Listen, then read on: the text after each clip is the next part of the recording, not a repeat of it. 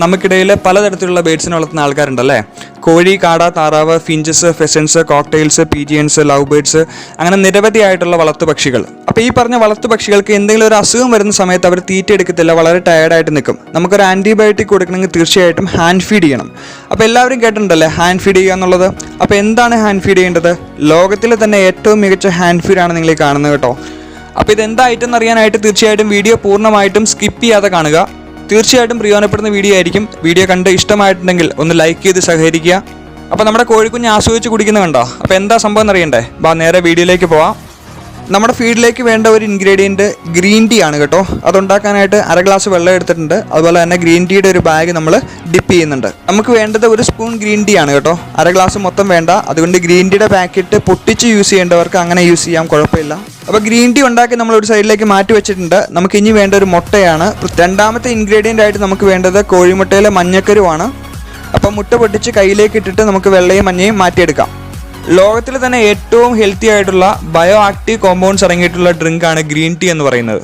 അപ്പോൾ അതുകൊണ്ട് തന്നെ ടയർഡായിട്ട് നിൽക്കുന്ന ഒരു ബേഡിനെ വളരെ ആക്റ്റീവാക്കി മാറ്റാനായിട്ട് ഏറ്റവും ഫലപ്രദമായിട്ട് യൂസ് ചെയ്യാവുന്ന ഒന്നാണ് ഗ്രീൻ ടീ. മുട്ടയുടെ മഞ്ഞക്കരുവാണ് എടുക്കുന്നത്. മുട്ടയുടെ മഞ്ഞക്കരുവിൽ ഏറ്റവും കൂടുതൽ വൈറ്റമിൻസ് ഉണ്ട്. Vitamin A, D, B12, B2, iron, lutein, zeaxanthin, ഇതെല്ലാം അടങ്ങിയിട്ടുള്ള ഒരു ഐറ്റമാണ് മുട്ടയുടെ മഞ്ഞക്കരു എന്ന് പറയുന്നത്. അപ്പോൾ അതിലേക്ക് നമ്മൾ 1 സ്പൂൺ മാത്രം നമ്മുടെ ഗ്രീൻ ടീ ഉണ്ടാക്കി വെച്ചേക്കുന്നത് ആഡ് ചെയ്യുന്നുണ്ട്.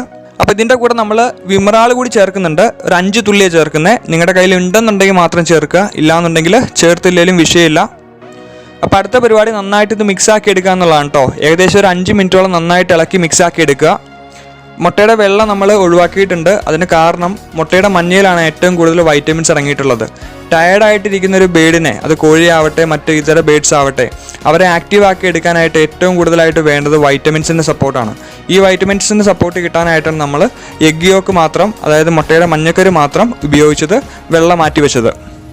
അപ്പോൾ അത് ഇവിടെ നന്നായിട്ട് മിക്സാക്കി റെഡിയാക്കി എടുത്തിട്ടുണ്ട്. നമ്മളിനി കൊടുക്കുന്നത് സിറിഞ്ച് ഉപയോഗിച്ചിട്ടാണേ.